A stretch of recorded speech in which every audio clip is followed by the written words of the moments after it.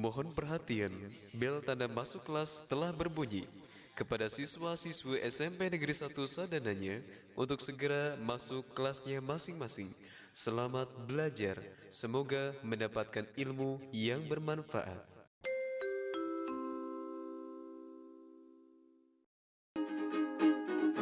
Inilah realita banyak yang tidak sekolah di tengah-tengah kota, apalagi di pelosok desa. Berjuta anak bangsa tak mampu terus sekolah karena biayanya saja sudah semakin menggila. Hey, hey, hey, hey. Pendidikan bukanlah perusahaan yang orientasinya uang. Accessibility to education in the perspective Justice John Rawls. Rawls over to principles of justice which, if used to regulate the basic institution of society, would answer a fair deal for all members, and in consequence a stable environment within which people could realize their life plans. Thus principles are ordered according to their relative importance. The first principles guarantees equality of citizenships or political equality and takes priority over the second, which deals with social and economic benefits. The second principle, then, cannot be used to justify curtailing the liberties granted by the first.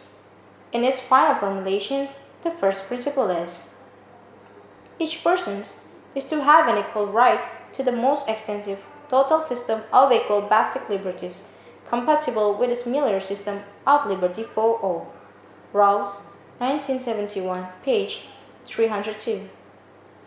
It seems clear that if each member of the society is to be innovative citizens, able to make use of the liberty available to him, and desirous of the community involvement, which Rawls sees as essential to sustain one's sense of self-worth, that a basic education must be made available to every citizen. And this is exactly what Rawls proposes. In sketching the distribution of education, which Rawls would likely advocate, I have relied upon more than this principle of justice, which taken alone might justify the alternative outlined. It is in studying Rawls' book as a whole that one comes to conceptions of the practical arrangements which he thinks most likely to prove acceptable to rational, self-interested persons. Rawls says the confident sense of their own words should be sought for the least favored, and this limits the forms of hierarchy and the degrees of inequality that justice permits. Thus, for example, resources for education are not to be allotted solely, or necessarily mainly according to their returns as estimated in productive trainability, but also according to their worth in enriching the personal and social life of citizens, including here the least favored. Rawls assumes that people vary natural ability. The task of education is not, he holds, to trying to even this out, rather, we are to ask how, given disparities in ability, educational resources can be distributed so as to help to improve the lot of the least favored. But it may turn out that this goal is in fact to be realized by distributing the larger share of resources to the most favored. Although inequalities in the distribution of resources for education may be just a certain basic minimum, it necessarily universally to answer that all people have access to valued positions. The only exceptions to equality would be a scholarship system for the least and most able. Such a distribution as I advocate could easily be monitored and would demonstrably protect the interests of the least well-off. Rawls' principles are better than the policy he seems to condemn. Consequently, I have proposed acceptance of his principles but amendments to current practice. As a result of the amendments, his principles are more likely to satisfied than under the existing arrangement. More significantly, with the redistribution I have proposed, those who are least well off would have better grounds for believing that they right to equal considerations as persons was being taken seriously and being acted upon.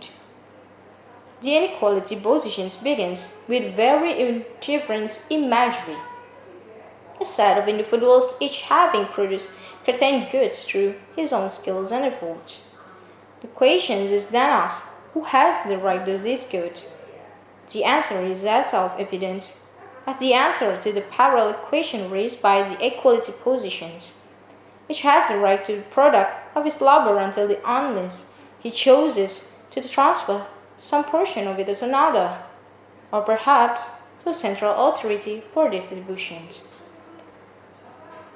According to these positions, impositions of equality in benefits constitute a significant loss of rights, not only for the haves, but also for the have-nots. For after redistributions, they must be restrained for market transactions that would destroy the pure equality and restate inequality. Now, what do these two positions imply for educations? Rawls' position implies erasing all the accident of birth, which give one person more opportunity than another, and thus creating a full equalization of opportunity for each child. Rawls' position implies erasing all the accidents of birth, which give one person more opportunity than another, and thus creating a full equalization of opportunity for each child. As political philosophers have long noted, this necessitates removing the child from all influence of his family, because families provide differential opportunity and raising him as a ward of the state, subject to precisely the same conditions as any other child. In describing the intuitive idea behind his principles, Rawls notes that we assume that there is a fair equality of opportunity underwritten by education for all, in spite of the fact that Rawls has been called egalitarian.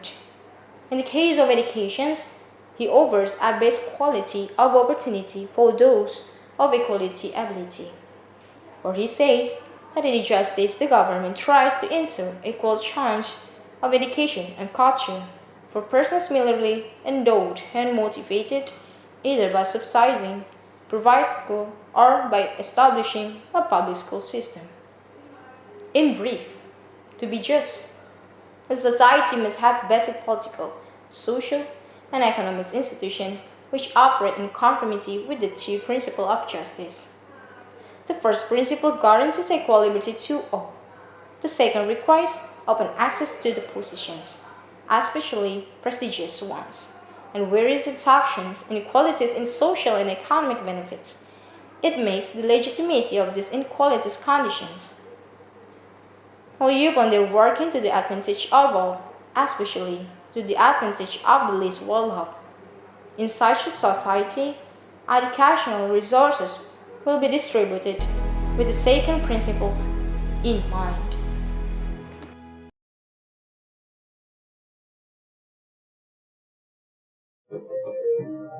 Keterbatasan akan mendorong tumbuhnya semangat berusaha dan mewujudkan prestasi, menjadi pesan penting Profesor Muhammad Nasir, Rektor UNAIR, kepada para orang tua dan mahasiswa baru dalam acara penyambutan di kampus C UNAIR Senin 15 Juli.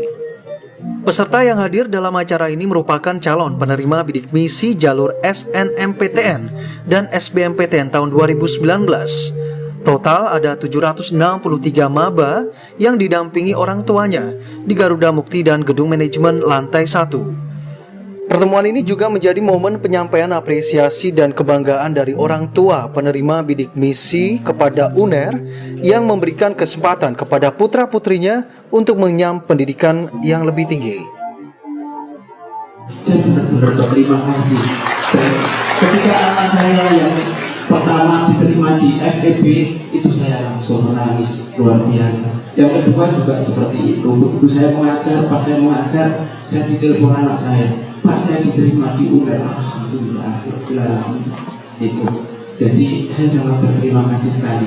Dari kampus C UNAIR Channel melaporkan. Universitas Airlangga.